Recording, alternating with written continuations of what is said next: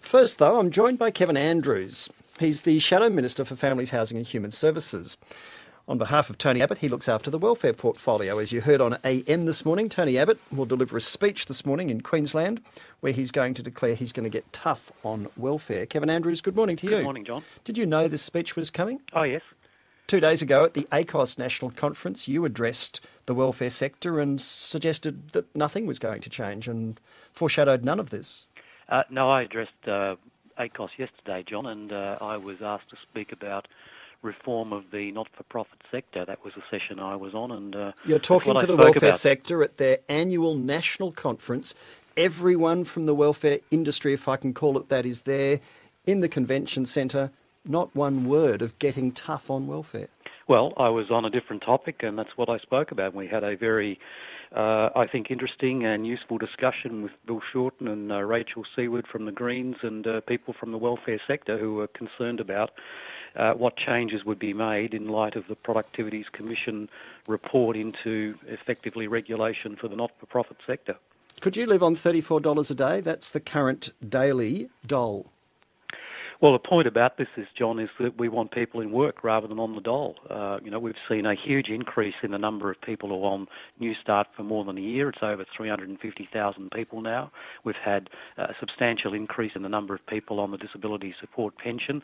These are not desirable outcomes. We want people to be able to work if they're capable and willing to work. All of that's important, but you didn't answer my question. Could you live on $34 a day?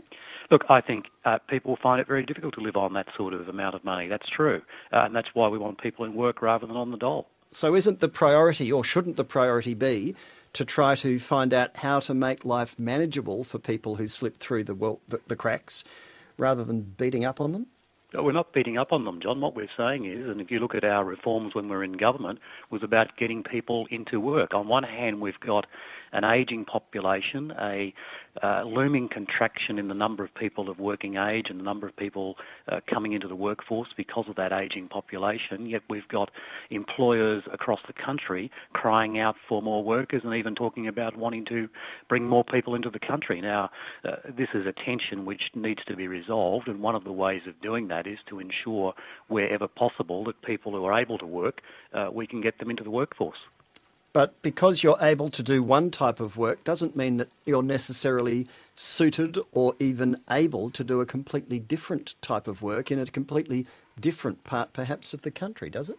That's entirely true, John, and part of any change would involve providing people with the means of getting the skills to do it. I mean, we made changes, for example, back in 2005, I think it was, in terms of the sole parents pension and some changes to disability support. That involved expenditure at the time of about $3 billion. So are you talking about reform to disability pensions as well? From what I've seen of the news reports of Tony Abbott's speech, he seems to express the view that it's too easy to get a disability pension and you don't have to give enough back. Well, if you look at the numbers, if you go back to 2005, there were about 700,000 people on the disability support pension.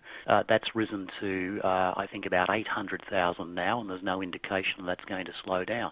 Now, reform needs to be made. Population has grown. Yeah, but this has grown beyond any population increase, John. We've got two problems here. One is people who have got a lifetime disability. And as you know, the Productivity Commission has just released a draft report about that, and one of the options is some sort of national disability insurance scheme. The other is people who are who have a disability, but it's more temporary in nature. Is there anything we can do to help them back into the workforce? And I think a caring and compassionate response to those people is to say, well, can we help you back into the workforce? I'm grateful to you for your explanations of the new policies this morning. Thank you for your time. Pleasure, John. Kevin Andrews, Shadow Minister for Families, Housing and Human Services.